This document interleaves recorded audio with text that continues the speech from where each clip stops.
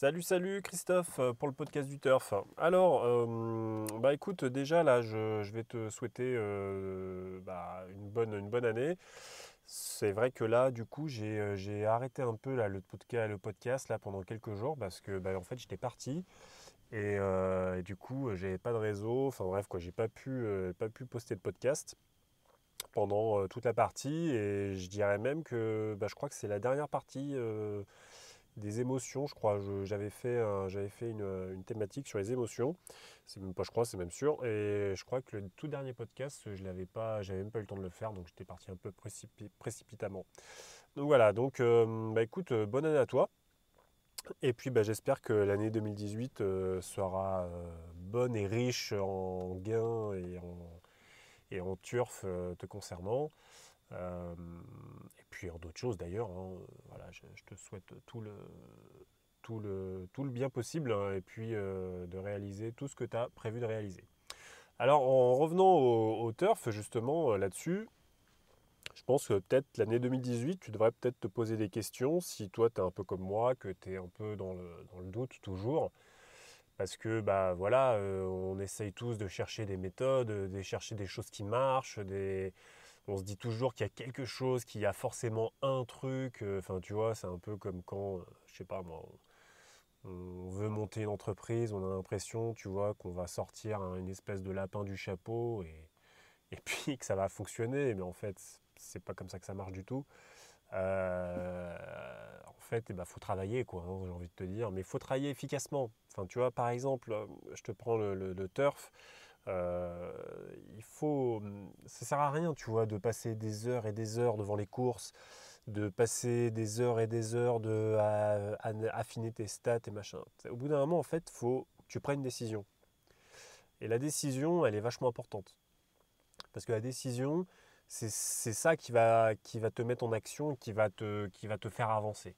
Alors, la décision dont je parle, c'est de prendre la décision de suivre une méthode. Tu vois, parce qu'en fait, si tu te rends bien compte, à force de regarder les courses, à force d'analyser, tu vois, un peu tout ce que je t'ai raconté à la fin 2017, là, à force de faire tout ça, tu te rends compte que en fait, tu as plein de manières de gagner de l'argent avec le turf, mais ce qui n'est pas facile, c'est de savoir sur qui miser en fait. Parce que en fait, tu as des chevaux qui ont plus ou moins d'écart, et faire face à l'écart, enfin, je pense qu'à mon avis, c'est le plus difficile au turf, pardon, c'est de faire face à l'écart. Émotionnellement, c'est très très dur. Tu vois, par exemple, je te donne un exemple. Si tu mises sur les tocards, tu vois, alors tout le monde va te dire, ouais, il faut jamais miser sur les tocards, c'est de la grosse connerie, c'est le machin. Mais enfin, n'écoute pas ces gens. Voilà, je suis désolé pour ceux qui sont des pronostiqueurs. Je ne sais pas si vous m'écoutez ou pas, peu importe. Mais voilà, enfin, pour moi, en fait, je pars du principe que tout ce que la moyenne fait et tout ce que la plupart de gens font, surtout si en plus on constate comme au PMU que personne ne gagne, ça veut dire qu'il y a un problème. Enfin, tu vois, euh, tout le monde te dit de miser sur le favori ou sur le deuxième favori ou sur le troisième favori. Enfin, je veux dire, faut que tu réfléchisses avant de faire ça parce que ça marche pas. C'est un état de fait, ça fonctionne pas. Il faut que tu sélectionnes tes favoris ou il faut que tu sélectionnes tes tocards, quoi qu'il arrive. Ça ne veut pas dire qu'il ne faut pas miser sur des tocards. Ça ne veut pas dire qu'il ne faut pas miser sur les favoris. Ça veut dire qu'à un moment donné, c'est toi qui vas prendre la décision de quelle méthode j'applique pour sélectionner mes favoris ou mes tocards. Tu vois. Parce que c'est sûr que les tocards, ils vont arriver beaucoup plus, surtout au trot, tu vois, ça va être beaucoup plus rare, tu vois, les arriver avec les tocards. Mais c'est pas si rare que ça. C'est pas si rare que ça. Et ça dépend comment tu les joues, toujours la même chose. Évidemment, si par exemple, j'en sais rien, moi, sur une course de 18 partants, tu joues tous les tocards à partir du 10e, ça va être compliqué, quoi. Moi, je dis pas que tu vas pas gagner, tu vois, mais bon, tu vas gagner combien? J'en sais rien, moi. Parce que franchement, ça va être dur. Euh, Surtout si tu mises gagnant, ça va être compliqué. Mais bon. Donc voilà, donc après, tout, en fait, il n'y a pas de méthode miracle, tu vois. Les gens peuvent te dire, oui, mais il faut miser sur le favori quand il est ceci, il est cela, et machin. Et puis en fait, toi, tu vas miser, puis tu sais, tu vas perdre, tu vas perdre. Même si c'est le favori, tu vois, tu vas perdre une fois, deux fois, trois fois, tu vas arriver dans une période de gros écarts, en fait. Et là, tu vas douter, et là, c'est là que c'est fini en fait. À partir du moment où tu doutes de la méthode, à partir du moment où tu doutes de toi, où tu doutes du bien fondé de ce que tu es en train de faire, bah forcément, tu vas tout arrêter. Et puis bah, c'est dommage, parce que c'est au moment où tu vas t'arrêter que le premier favori va arriver dans les conditions que toi tu avais prévues, mais sauf que tu n'auras pas misé dessus parce que psychologiquement, c'est trop dur de perdre en fait. Tu vois, c'est vraiment ça qui est.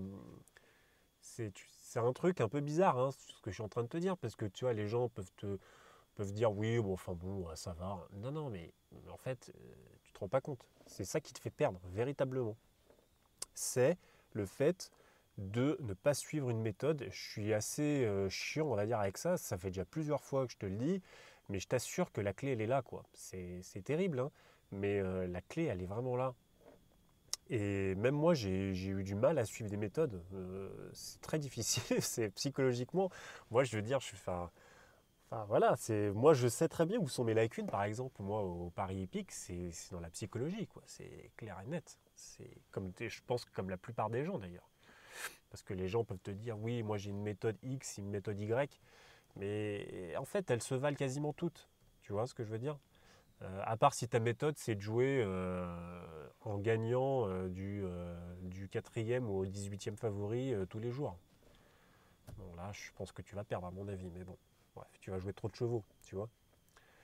Mais, euh, mais voilà, mais bon, et du coup, il faut toujours essayer de suivre. Et le problème, c'est que tu vas te mettre des critères de sélection de chevaux, même en plat hein, ou en obstacle, hein, peu importe.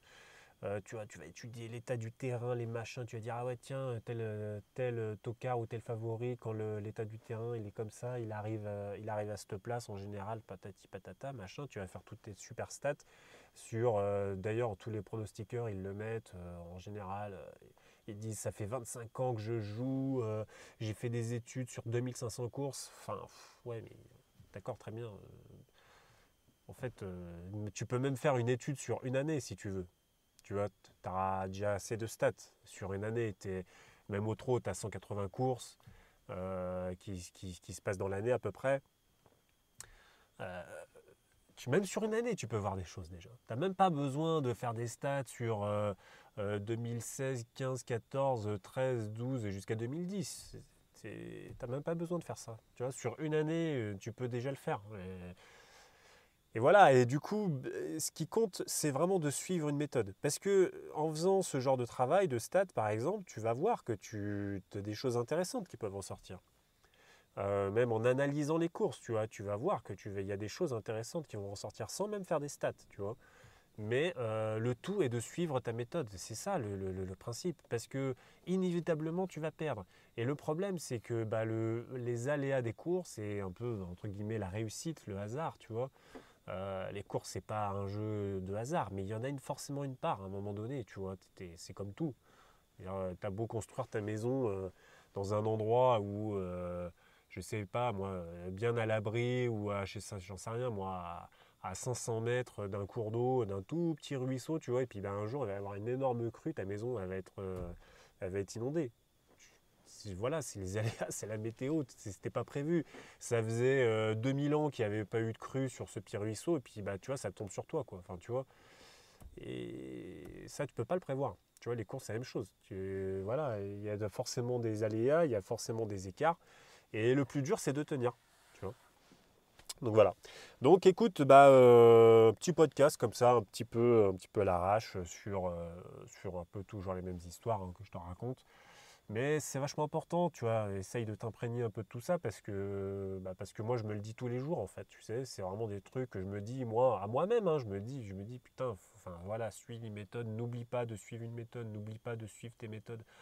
Et voilà, et puis tu sais, il y a des moments c'est dur quoi, tu vois, il y a des moments tu as envie de lâcher, tu as envie de dire putain, mais c'est pas possible, ça fait 4 fois de suite que je perds là, mes sélections sont pas bonnes, c'est pas possible.